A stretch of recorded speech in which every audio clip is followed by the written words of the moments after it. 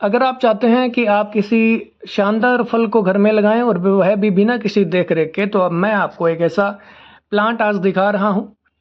जी हाँ, ये है सिजिजियम क्यूमिनी, जिसे अपन बोलते हैं जामुन।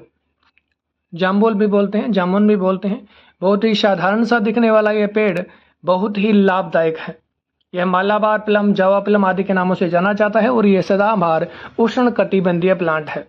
भारतीय उपमहाद्वीप के साथ साथ यह एशिया, दक्षिण पूर्वी एशिया में बहुतायत पाया जाता है और यह जो है वो मिट्रेसी परिवार का प्लांट है।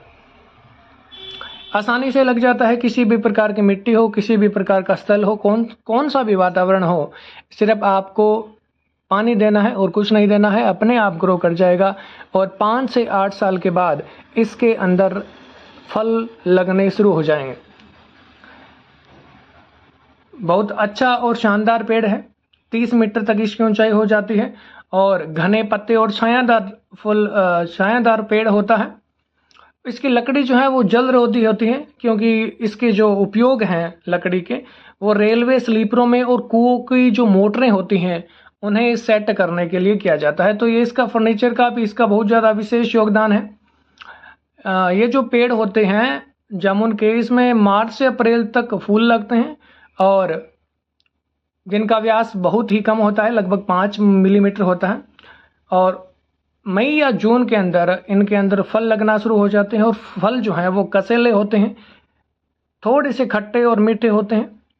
लेकिन इन फलों का आयुर्वेद में वर्णन मिलता है और पेट से संबंधित और मुंह से संबंधित रोगों की समस्याओं को इलाज करने के लिए, रोगों का निदान करने के लिए, समस्याओं को हल करने के लिए इसका प्रयोग किया जाता है। तो जामुन का पेड़ आप अवश्य लगाएं। फल मीठा होता है, हल्का खट्टा और कसेला होता है, जैसे मैंने आपको पहले बता दिया है, और बिना किसी देख रेख के लगने वाला ये प्लांट है। अगर साहित्य की बात करें तो जामुन का जो वर्णन है वो साहित्य के अंदर भी दिया गया है। श्रीमद् भागवत की टीका में इसका वर्णन किया गया है और जेत रे जेत गीत के अंदर इसका कविता का अंदर वर्णन किया गया है।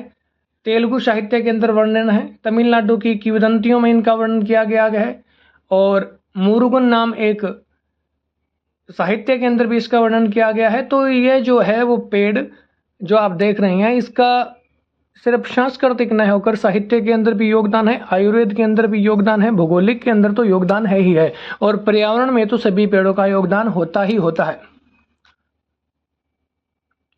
जामुन का जो प्रयोग है वो सॉस बनाने के लिए, जैम बनाने के लिए, जूस के अंदर, जेली के अंदर, शरबत के अंदर, सिरपे के अंदर और फलों का सलाद वगैरह के अंदर काफ़ी प्रयोग में लिया जाता है और आजकल तो इसके अचार भी बनने लग गया है। तो जामुन के बहुत ज़्यादा उपयोग हैं, लकड़ी के भी और फल के भी, पत्तों के भी, और आयुर्वेद के अंदर सांस्कृतिक महत्व है, जैसा मैंने आपको बताया है। बहुत ज़्यादा इसका उपयोग है और ख़ास बात यह है कि इसे किसी भी प्रकार का कोई रोग नहीं लगता है, कोई कीड़ा नहीं लगता है और आसानी से सर्वाइव कर जाता है, हर प्रकार के मौसम में सर्वाइव कर जाता है बिना किसी देख रेख के। तो आप अपने घर आंगन में एक ऐसा प्लांट लगाना चाहते हैं जिसमें फल हो और बिना किसी देख रेख के लगे,